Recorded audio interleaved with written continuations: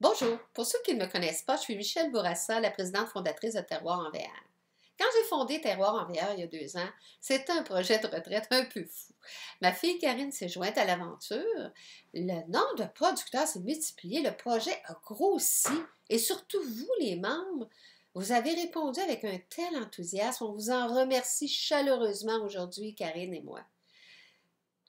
Terroir en VR, maintenant Terrigo, c'est un réseau, c'est une communauté. Aussi, on garde toujours en tête, quand on veut faire des changements, il faut que ce soit fait pour vous servir, vous, les membres. Aussi, on a un site Internet présentement en construction. Je vous dis, il va être en ligne en mars prochain. Il a été fait d'abord avant tout pour répondre à plusieurs suggestions que vous nous faites depuis le début. Je vais vous parler de quelques améliorations là, avec le site Internet plus tard, mais maintenant, j'aimerais vous expliquer pourquoi ce changement de nom. On a hésité avant de le faire, parce que Terroir en VR, c'est devenu connu et l'appellation est assez significative pour vous les membres. Par contre, il faut que je vous dise qu'on est interpellé depuis le début par des voyageurs en roulotte classique, par exemple, qui se questionnent sur leur admissibilité parce que le mot VR évoque pour plusieurs le motorisé. Aussi, il faut que je vous dise que c'est difficile à traduire en anglais terroir en VR, ce qui nous a compliqué la vie pour le recrutement des producteurs hors Québec. Alors, Terrego devrait nous permettre d'intensifier le développement du réseau de producteurs. Cette année, on veut continuer à développer dans l'Est du Canada et dès l'an prochain, on veut vous offrir un réseau là, qui va inclure aussi l'Ouest du Canada. Pourquoi le mot Terrego? On voulait une appellation qui rappelle l'expérience vécue par les membres.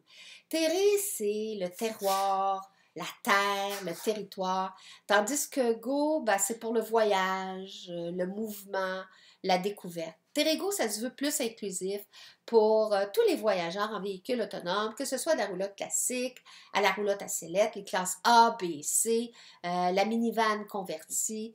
Bref, c'est inclusif.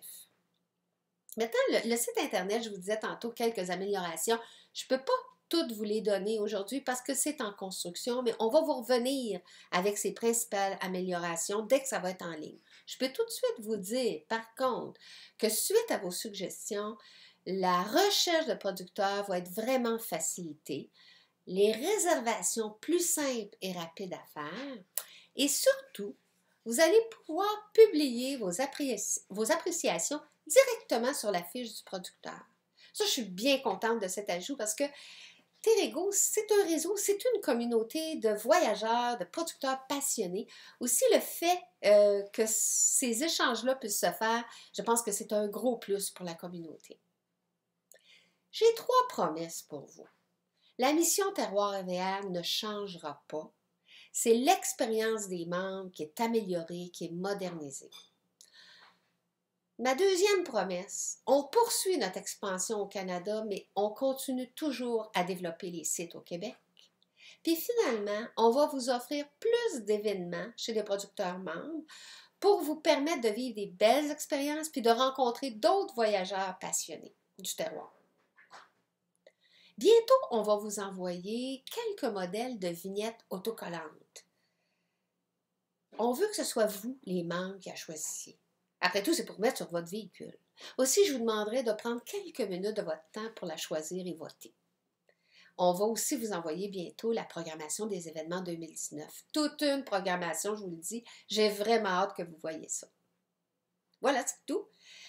N'hésitez pas. Si vous avez des commentaires, des questions, appelez-nous, écrivez-nous. C'est toujours un plaisir.